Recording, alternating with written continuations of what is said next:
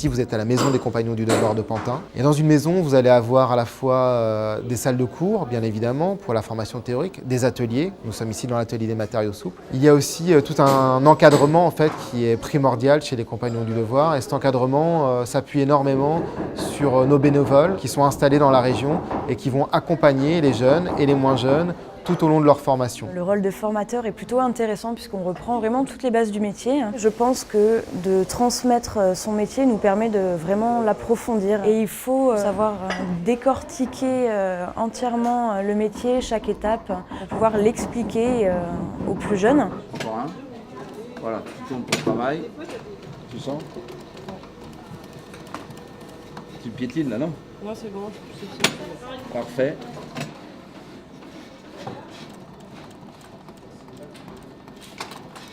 De manière générale, la transmission, c'est devenu un réflexe de vie. Dès que j'acquiers ou possède quelque chose, je le transmets ou je fais en sorte qu'il soit transmissible immédiatement. C'est simplement mon rôle d'être humain parmi les autres êtres humains. Juste un simple trait d'union comme ça. Si j'arrive à faire ça, je serai content de ma vie.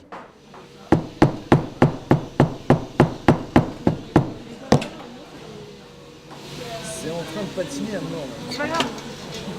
Essayez jusqu'au bout. Voilà. Vous pouvez lâcher. En fait, il faut qu'il soit tendu. On commence un apprentissage et qu'on recommence dès le début, on ne peut pas être orgueilleux, quoi, ça passe pas. Il faut être humble vis-à-vis de ce qu'on apprend, vis-à-vis de la matière, etc. Sinon on s'en sort pas, quoi. Évidemment, toutes les personnes qui rentrent dans un métier artisanal rêvent un peu de créer sa propre marque, de faire ses propres produits et de faire des choses extraordinaires, de pousser les matières jusqu'à des choses incroyables.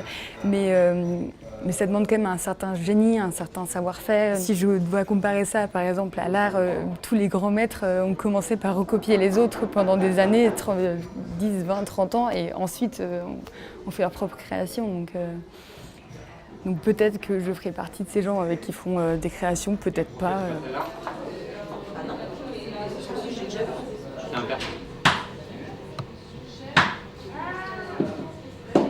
Le but, c'est quand même de former des jeunes à un métier, pas seulement un diplôme, mais vraiment à ce qu'ils soient compétents dans le métier. Ce sera demain nos futurs collègues. Le métier, c'est la base, c'est un moyen, mais c'est pas une fin. Ce qui est important pour nous, c'est le savoir-être et le savoir-vivre que le métier va apporter. On a notre métier, c'est ce qui nous fait être chez les compagnons, mais selon moi, ce qui nous fait devenir compagnons, c'est un état d'esprit. On vit en communauté, on est tout le temps ensemble, on a pas mal de devoirs à faire dans les maisons pour faire tourner la maison et pour que ça se passe bien. Il faut être bon dans son métier, mais il faut être bon humainement aussi.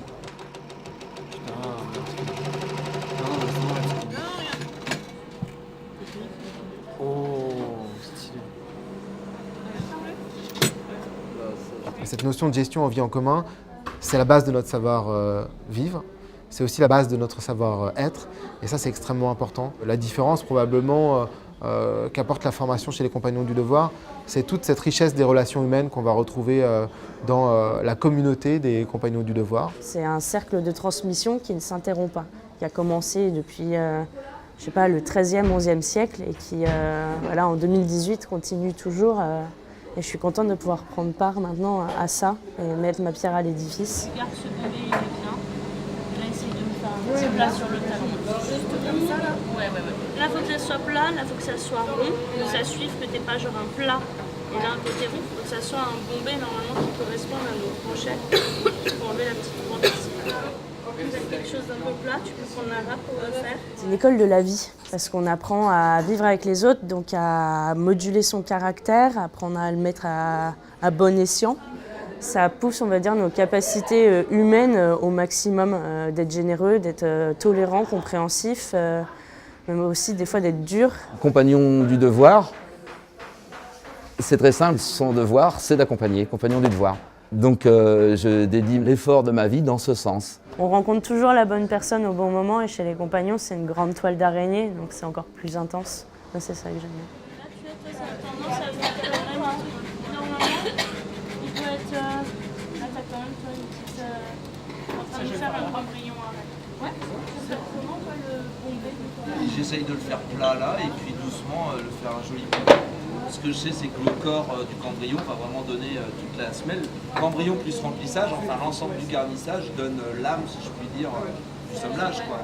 Je suis compagnon du devoir, pas uniquement avec les jeunes que je rencontre dans les maisons de notre association, mais avec les parents d'élèves à l'école, avec mes voisins, avec mes clients, sans cesse. C'est ainsi que j'ai choisi de vivre ma vie, dans cette intention de transmettre et de partager, tout simplement.